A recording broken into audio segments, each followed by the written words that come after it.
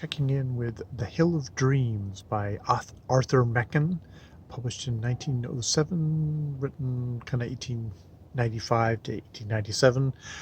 So yeah, we're in chapter 4 where Lucian Taylor, the author's stand-in in a way, seems to have kind of really sunk deeply into visions of the past, of going to this Roman fort and I might be incorrect, but like almost having kind of visions of the past, and they're all kind of lurid, lurid stuff. There's a hunk in here which is about literature and the idea that literature isn't logical.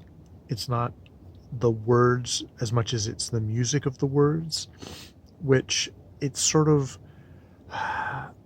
there's I can see like there's the elusive part of language, like of literature, where it's the interpretation, it's the stuff between, it's the misunderstandings, it's the ambiguity that can bring a lot of power to literature.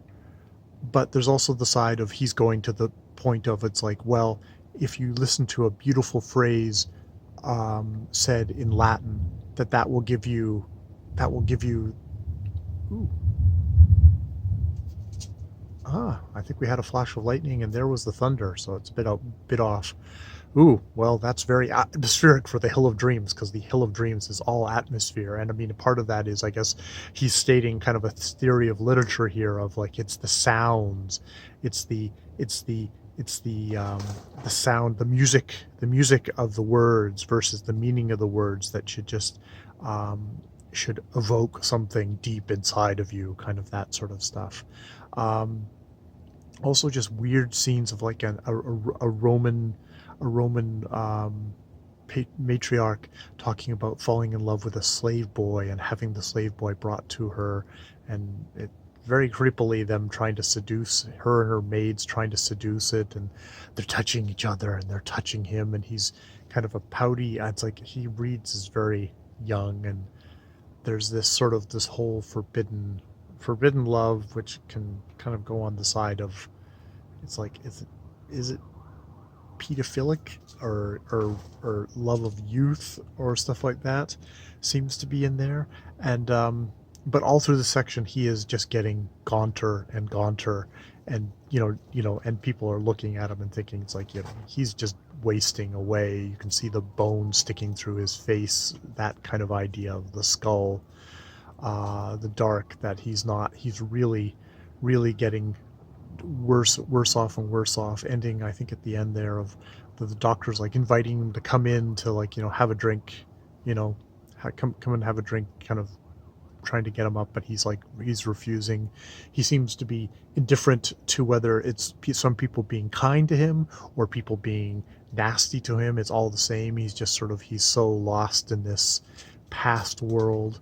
Um, and and a part of it seems to be kind of luxuriating in this, like, all the kind of the as much as I kind of like step back from it and go, oh, it's kind of the mumbo jumbo. There's definitely like the kind of thing, and I mean, I listen to this stuff and it's like, oh, I can totally see Lovecraft here, of kind of the unnameable, though Machen is much more about. I mean, there's a definite dark and animalistic side to it, but there's also just sort of a decadent, luxuriating kind of Oscar Wilde side to it, which I mean, I guess the darkness and his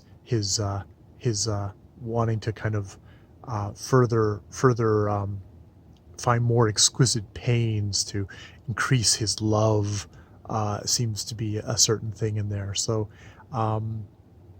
it's probably one of those chapters I can get out more out of on reread. There's parts of it that to be honest, you sort of glaze over a little bit as you're going through if you're not laser focused on.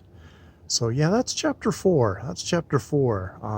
Definitely a middle part in this book. I think it's like 7 chapters long. Fairly chunky, hour-long chapters, but on the audio that I'm listening to from LibriVox, which is being read quite well by the fellow who's doing the reading. So I'm appreciating that. Yeah.